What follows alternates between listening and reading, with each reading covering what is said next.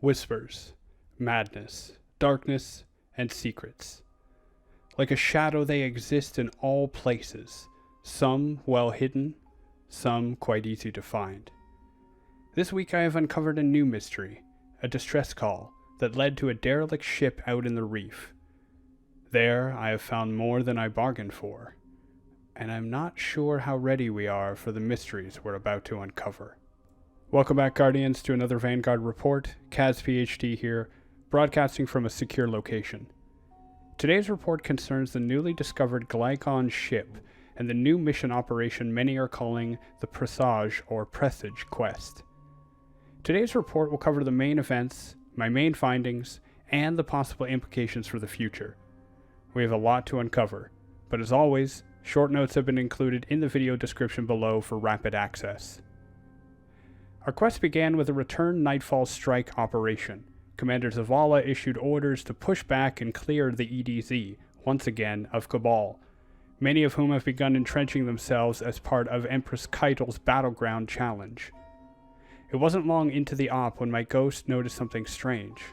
A side door and unusual enemy activity, ultimately leading to a beacon. There, a distress call.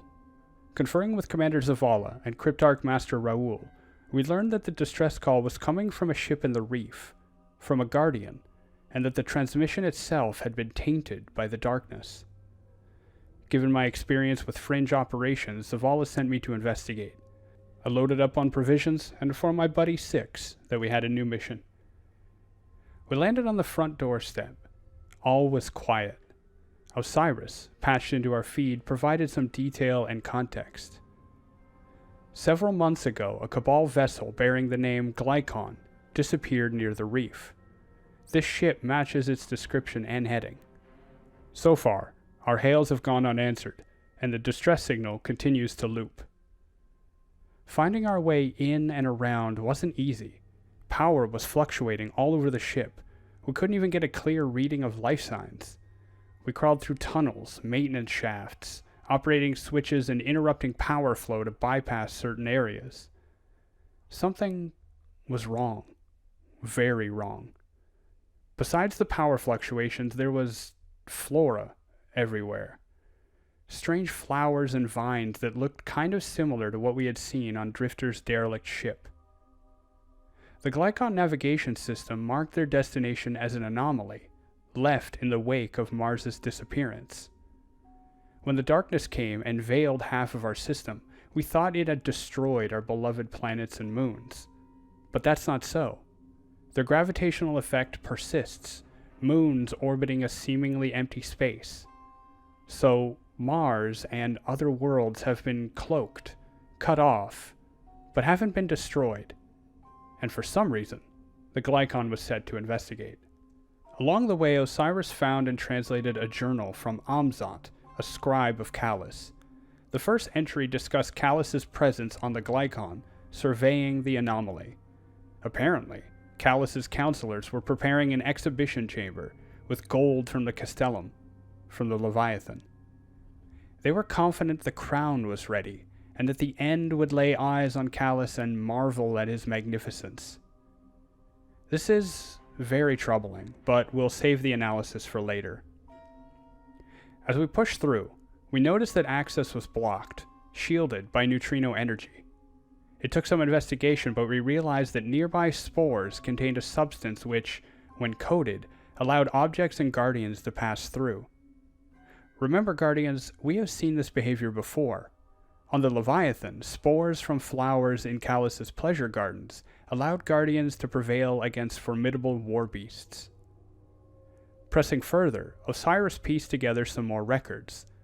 Apparently the connection was strong, but the darkness was not speaking through the anomaly.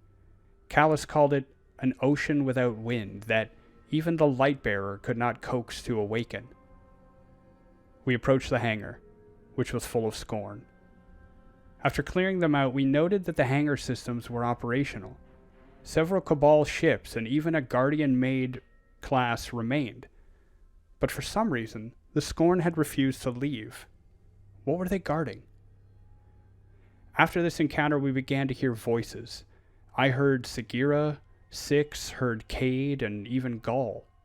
We couldn't trace the transmission, and the words were nothing new, more like memories made real. Eventually, we came across a laboratory of sorts. Scorn were strapped down to tables, dissected, dark ether spilled over the floor. Further notes from Osiris, from Amzad's notes, detailed that Scorn who were exposed to the anomaly all suffered contiguous neuron death. Apparently, it consumed their minds, all but one, who, quote, spoke with many dead voices. That explained what we heard. More tunnels, more vents, even a dangerously malfunctioning trash compactor, and we finally made it deep into the bowels of the ship. We found the Scorn. The Scorn. My ghost tagged it as the locus of communion, and we did what Guardians do best. We took that monster down. After, we finally found the source of the distress call. There, in a disgusting display, our Guardian was suspended from the ceiling. Flora and spores reached out and pulled at the light bearer. They looked like they were trapped in a web. No, they looked like their tendons had been stretched apart, and it was hard to tell where the Guardian ended and the Flora began. We were too late. Traveler, damn it, we were far too late. Returning to the tower, we investigated all of the evidence. The weapon the Guardian left was a Tex Mechanica scout rifle, beautifully made but unregistered. Zavala let me keep it. Osiris assures me he will be reviewing this report and my evidence to enable the Vanguard to open up further strike operations. There are many tunnels left unexplored, and I know that I won't be the only Guardian diving deep into this new mystery. So what does it all mean? Let's break down the elements in this post-mission analysis.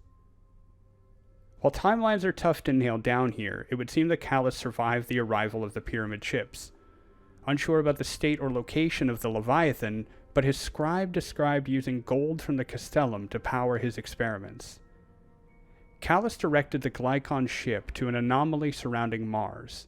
Investigations from other Guardians, even Osiris himself, prior to the season of the hunt, suggest that the planets we thought we had lost are not completely gone. They seem shielded, wrapped in gravitational anomalies. The next disturbing item was the mention of a crown.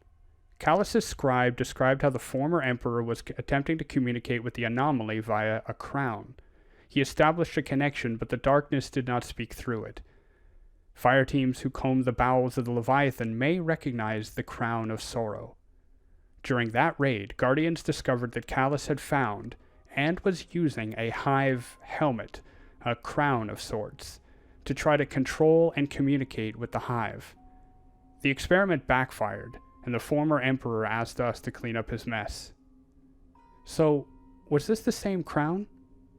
It's tough to say, but it certainly seems likely. Calus is trying to use the crown to speak with the darkness through an anomaly. But why an anomaly? Why not focus on the pyramid ships themselves? What was Calus trying to do here? I'm still collecting evidence, but if you have any theories, please leave them below. It would be good to pool our ideas and resources until we learn more. Finally, what was the Lightbearer doing there? How had they become involved, and what happened in their final state? Revisiting the Glycon, Six and I found some clues, datapads which had an odd form of encryption.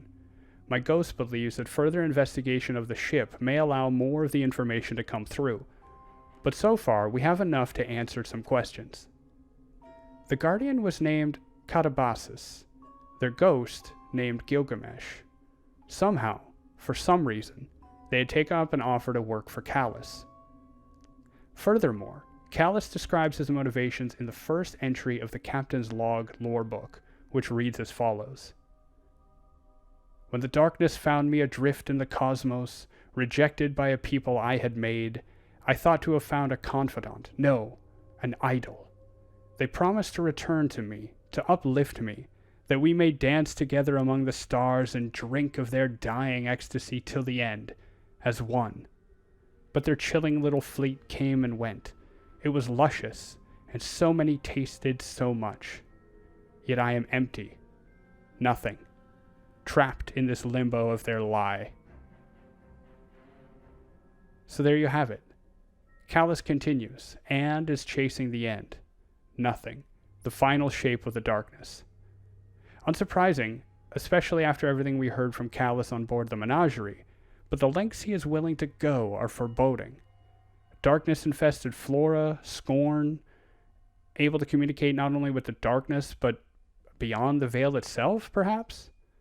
Those voices we heard, were they just pulled from our memory, or were the dead truly communicating with us? Once again, I find myself humbled by the events of our destiny. My research is already quite full, investigating the motives of the Cabal, and along comes this mystery which is as frightening as it is interesting. This is not the last we will hear of this ship. As my algorithms decrypt more pages of this captain's log, we will likely revisit this again, with a deeper analysis. That concludes my mission brief and post-mission analysis on the Presage mission and the Glycon ship. I hope this has helped set the stage for further missions and research and helps you better navigate our destiny. What do you think? What is Calus up to? What was the Guardian doing? Have you discovered any other secrets in the Glycon ship? Feel free to leave your comments, but be mindful of redacted material. While it is available with certain clearance, it is not ready for mass Guardian distribution, so no spoilers. Thank you all again, Guardians, for tuning in. As always, I ask that you be safe, be kind, and I'll see you all next time. Bye now.